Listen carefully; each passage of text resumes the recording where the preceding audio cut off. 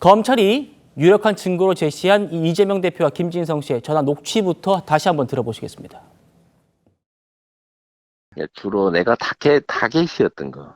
그냥 있는 대로 뭐 어차피 세월은 다 지났잖아요. 이게 지금 매우 정치적인 좀 배경이 있던 사건이었다는 점들을 좀 얘기를 해주면 도움이 될까요? 글쎄, 거짓말 너무 오래돼서 기억도 사실 크게 기억도 잘 안 납니다. 사실은 안 나는데 어떤 취지로 저기를 해야 되는지를 한번. 네네. 내가 변론 요지서를 하나 보내드릴게요.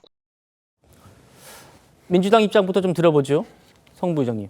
김진성 씨가 저 통화 이후에 위증을 했다고 자기가 증언을 했습니다. 반면에 이 대표 측에서는 있는 사실 그대로 해달라고 말한 게 전부다. 이런 입장이기도 한데요. 어떻게 좀 전망하십니까? 일단 방금 말씀하신 것처럼 이 위증교사 사건은 우리가 들었던 녹취, 30분짜리 통화가 전부입니다. 저거를 어떻게 볼 것인가의 문제 아니겠습니까? 근데 이재명 대표가 계속 말씀하고 있는 것은 30분의 통화 동안 12번 정도나 얘기를 했다. 있는 그대로 얘기해달라는 것이다. 사실 그대로 얘기해달라는 것이다. 뭐 꾸며서 뭔가 없는 사실을 만들어달라는 것은 아니다. 거의 30분 동안 12번이면 거의 한 2분에 한 번꼴로 그런 얘기를 했다는 것이거든요.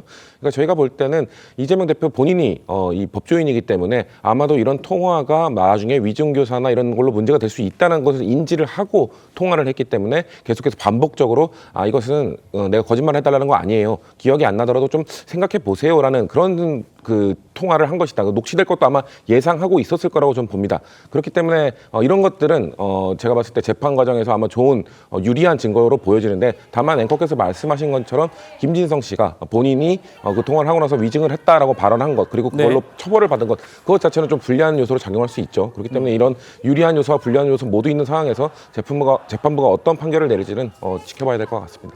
예. 윤 의원님. 예. 위증을 했다고 자백한 김진성 씨가요. 왜 본인이 위증을 했는지 이것도 지금 얘기를 하고 있습니다. 같이 한번 보시죠.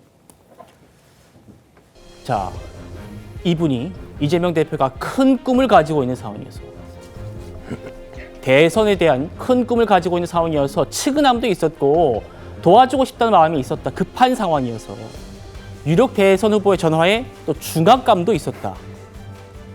김진성 씨가 위증도 했다고 인정했고 왜 위증을 했는지까지 얘기를 한 상태입니다. 예.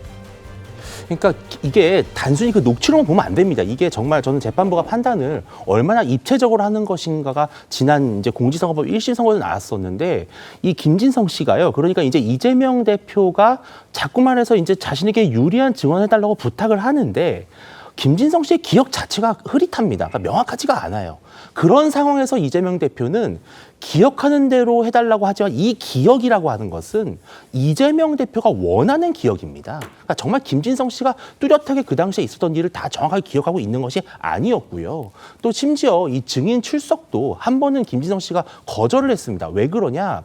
본인이 잘 기억도 나지 않는데 불명확한 진술을 함으로써 바로 전 성남시장이죠. 김병량 시장에게 내가 뭔가 좀 잘못하는 게 아닌가 하는 죄책감도 있었다는 거죠. 또 한 가지 중요한 점이 이 참 공교롭게도 이 김진성 씨는 바로 지금 문제가 되고 있는 이 백현동 사업에 가담하고 있는 사람입니다. 즉 김진성 씨가 내가 이재명 대표한테 불리한 진술을 하면 뭔가 나한테 사업적으로 불이익이 떨어지지 않을까? 이런 걱정도 했을 수 있다는 거죠. 그래서 여러 가지 정황을 다 훑어봤을 때는 이재명 대표의 어떤 이러한 위증을 해달라고 하는 이 압박을 김진성 씨가 이겨내지 못해서 결국은 거짓 진술을 했다. 이렇게 아마 검찰은 확신하고 있습니다. 예, 정의진 변호사님. 네네. 검찰이 이재명 대표한테 3년 구형했잖아요. 이게 양형 기준으로 봤을 때 최고형이다. 이런 분석도 있던데 이렇게 말했어요. 왜 3년을 구형할 수밖에 없었는지. 수험생한테 답안지를 제공해서 만점을 받게 한 것과 같고 재판 결과에도 영향을 미쳤다. 그래서 감경 요소는 없고 가중 요소만 있다. 이렇게 강조했지만 이재명 대표 측은 녹취록 짜깁게 한 거다. 그리고 아까 쭉 보셨던 김진성 씨의 자백은 검찰이 김진성 씨를 압박해서 나온 허위 자백이다. 이렇게 얘기를 하고 있어요. 변호사님 보시기에 이 재판에서 유력한 증거 또 쟁점 뭐라고 좀 정리할 수 있을까요? 글쎄요, 양형 기준은요. 대법원에서 판사들한테 이 사건에 대해서 이런 종류의 사건에 대해서는 이런 정도로 선고하라는 거예요. 그러니까 검사한테 이런 정도로 구형하라는 기준이 아니고 선고하라는 기준인데, 그런데 선고하라는 기준이면은 아무래도 검찰 구형량보단 좀 적지 않겠습니까?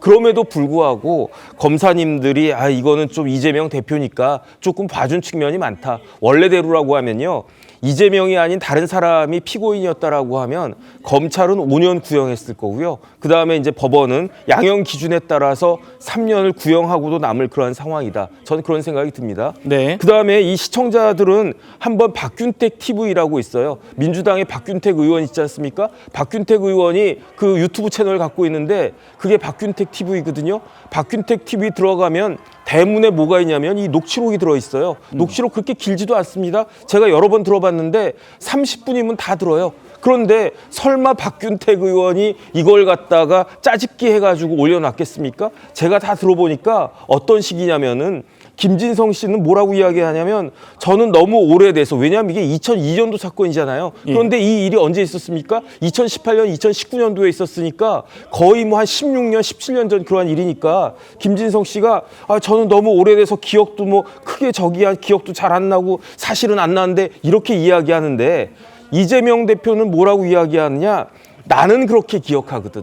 그 다음에 나는 이렇게 기억하거든. 이렇게 이야기하는 겁니다. 그럼 거기에 대해서 김진성 씨는 그냥 네네네 이렇게 이야기하는 거예요. 그러니까 실질적으로는 김진성 씨한테 있지도 않은 기억을 이재명 당시 경기도지사가 내가 이렇게 기억하고 있으니까 그 기억을 한번 만들어 봐라. 그 다음에 말로는 안 될 테니까 말로 이야기하고 금방 다 없어지지 않겠습니까? 그러니까 뭘 보내줍니까? 텔레그램 하냐고 물어본다고요. 카톡도 있고 문자도 있는데 왜 텔레그램을 갖다가 이야기했겠습니까? 텔레그램이 훨씬 더 보안성이 높다라고 생각을 하고, 이재명 대표는요, 핸드폰도 못 씁니까? 갤럭시 안 씁니다. 보안성이 약하다고 못 씁니까? 아이폰 쓴다 그런 사람이잖아요. 그런 것들을 종합적으로 봤을 때 이런 것이야말로 제가 알고 있는 전형적인 위증 교사다. 그런데 어떻게 여기에 대해서 무슨 무죄를 갖다가 기대하는지, 제가 변호사로서 많이 저희 클라이언트가 혹시 이거 변호사님 이거 무죄 나오지 않겠습니까? 라고 이야기하면요, 저는 택도 없다라고 이야기를 할 거고요. 그 다음에 다른 걸 다 떠나가지고 김진성 씨가 자백했고 유창훈 부장판사가 소명이 됐다라고 인정을 하는데, 과연 김동연 부장판사가 무죄 판결을 갖다가 할 수 있을 것인가? 과연 김동연 부장판사가 벌금형, 전혀 반성이 없는 저런 피고인에게 벌금형을 선고할 수 있을 것인가? 저는 불가능하다고 봅니다. 예.